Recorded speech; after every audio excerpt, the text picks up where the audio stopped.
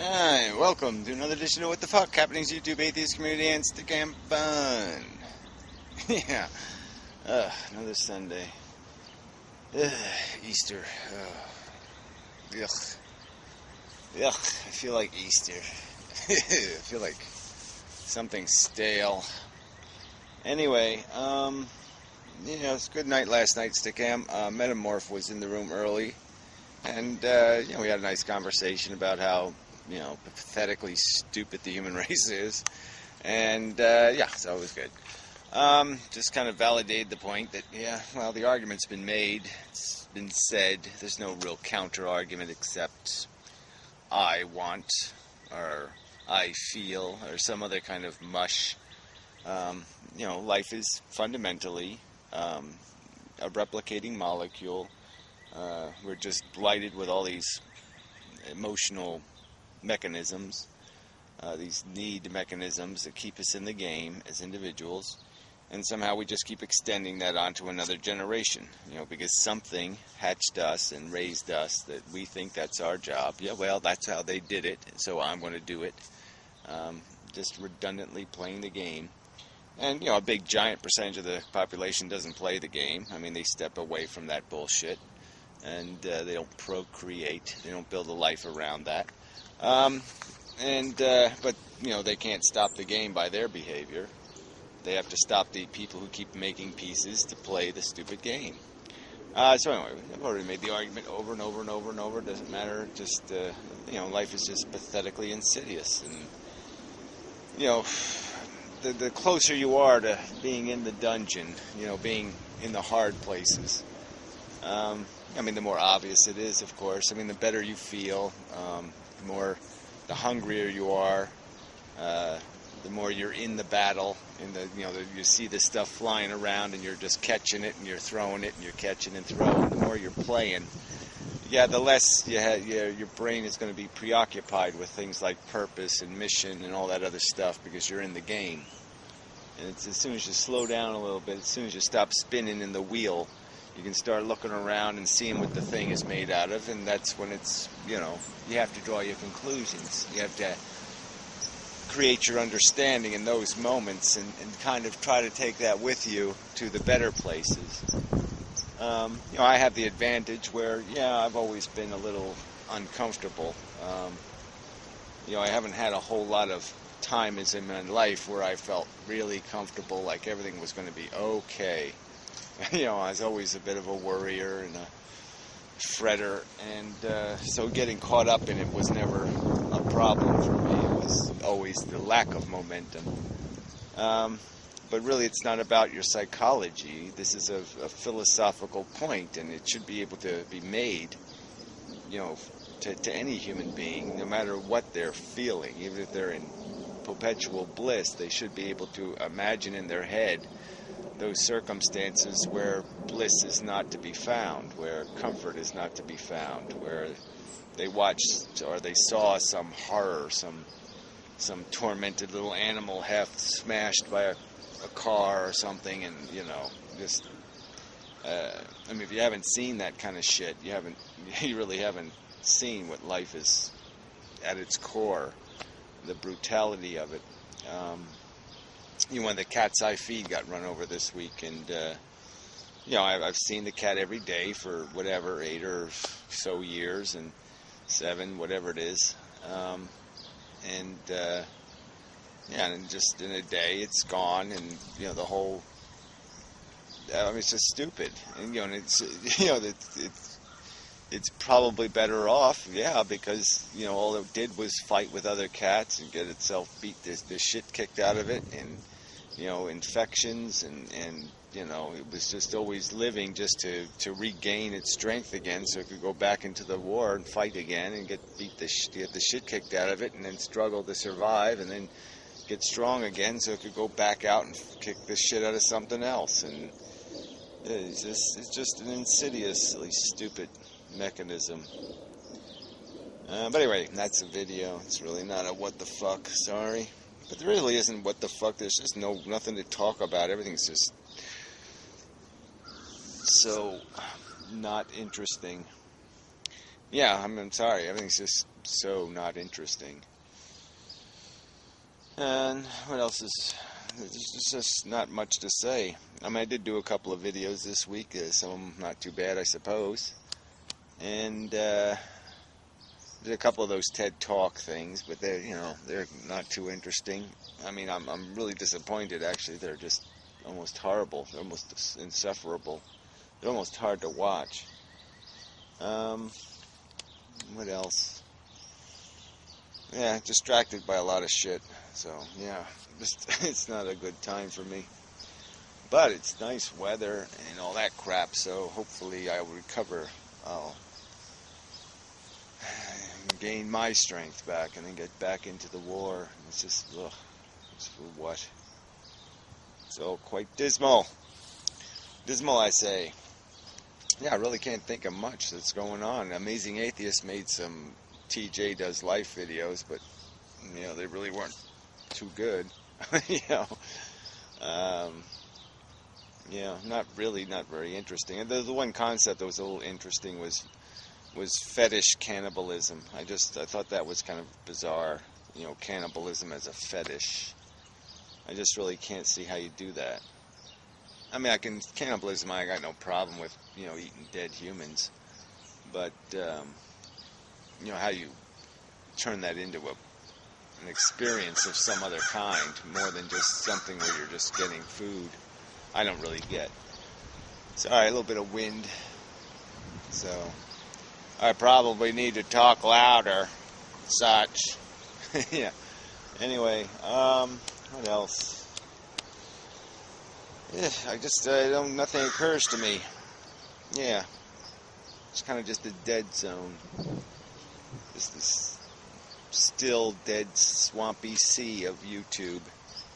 And there just is, little bubbles of stuff, and you think something's going on there, and you move the seaweed away and say, well, nope, nothing there, though. I mean, it's kind of funny. I mean, places you think there would be a ton of life, or sometimes just, I guess they have so much bacterial life or some other kind of life that nothing else can live in there.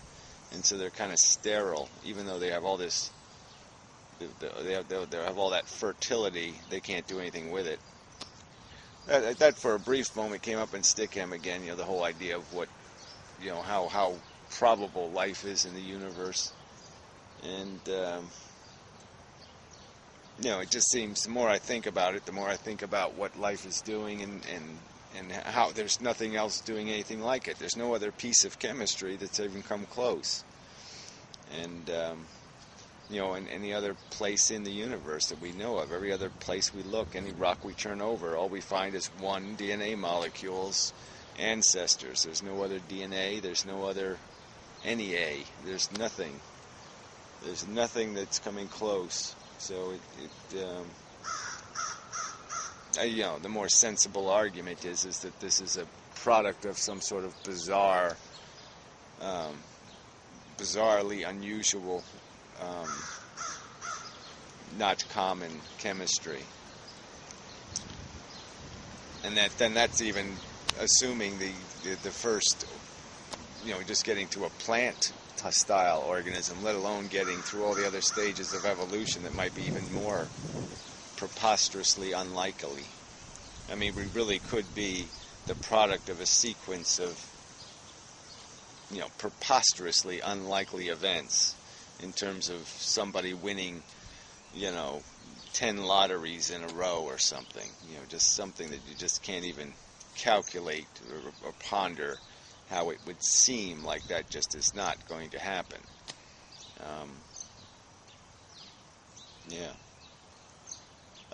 So anyway, I mean, those kind of perfect storms just are too, rare. Yeah, and you can always add one more element and just make it that much more improbable. Just add one more element, one more element, one more element. All you need is one more variable to multiply the whole thing into ludicrous numbers. So anyway, that's a little consolation, I suppose, is the fact that at least this stuff isn't likely common. But look what it's made out of. It is just this consuming thing. These plants consume the sunlight, put it in a little battery form. The other organisms steal the battery juice They go roaming about with their bigger batteries inside their body, and other animals go to steal those batteries, that energy from them. I mean, it's all just an energy theft game. And here we have all these complex tools and attributes just to play a game where all you're doing is basically stealing batteries from each other. It's like a little bunch of, it's like making little robots and throwing them in an arena, and the game is the robot wins, whoever can open the compartment and steal the batteries out of the other robot. And that's all that's going on here. We just have a toolkit designed to go into the arena and steal batteries. And we do it in this gang warfare way, where we have a little social network, a little family clan. And we go into the world and bash things to bits and steal their shit. Or we can cultivate these planty things and steal their fruit. Find our way to gain the thing that'll push us into the future, that'll make us more numerous than the other stuff, and that's all it's about. Steal enough batteries, then you have longer life, you have greater potential in the world. You can make more copies of yourself and keep them running if you have some sort of constant way to keep stealing batteries. Keep getting your piece of that sun. Anyway, so that would probably make a good video, but yeah, I don't know what's doing and what the fuck either. But again, there's just nothing, there's just not much going on in the world. I mean, they had the atheist convention and blah, blah, blah, blah, blah, and, nothing profound was spoken, nothing, gripping, nothing new. Even some really old retarded arguments were had. Stuff that we shouldn't even be playing out anymore. Shouldn't even be indulging in. Obscure, obtuse, bizarre philosophies that argue about, well, what if this reality isn't real? Or some other kind of crap. Like, we can't know anything for sure. And like the standard is, you have to know everything for sure. We throw people in jail for their entire life, and we're not for sure.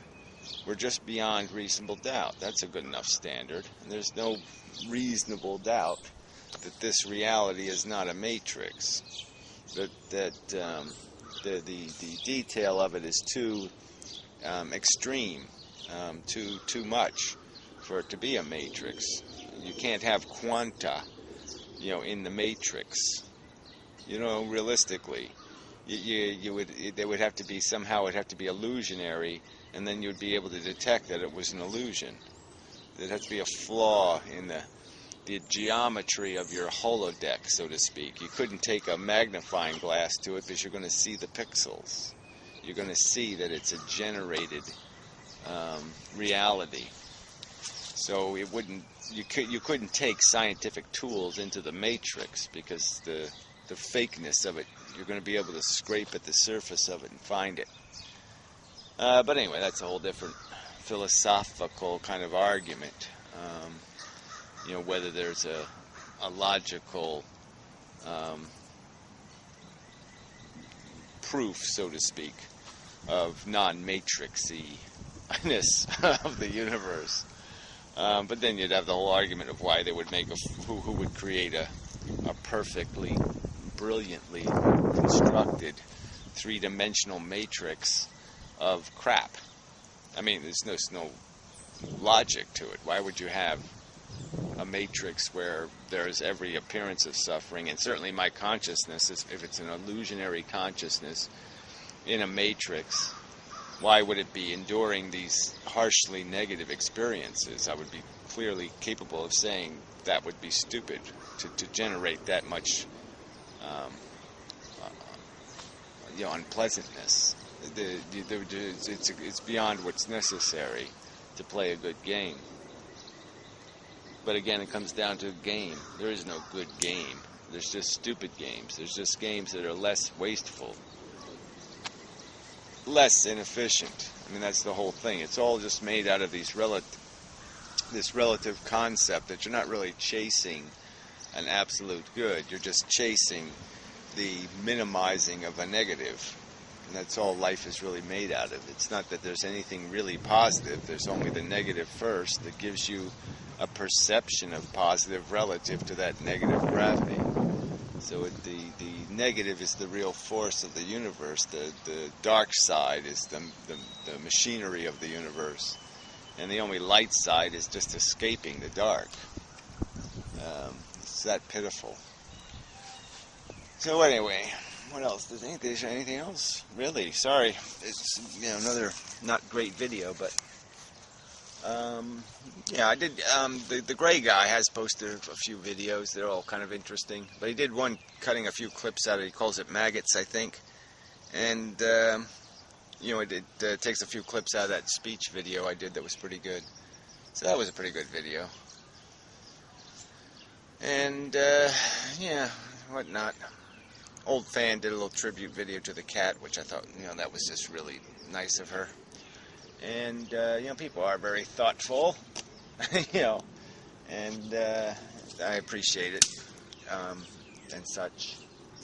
I don't show my appreciation very often or do anything, but I could say thank you, but it's kind of lame. But it's better than not even mentioning it, right? Probably. Ugh, man, the sun is nice, but God, I feel ill. It's killing me.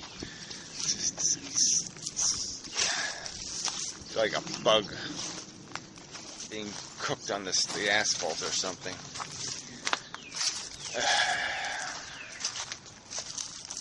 Yeah. Yeah, I just gotta get over myself. Get into a routine. That's what I need, a routine.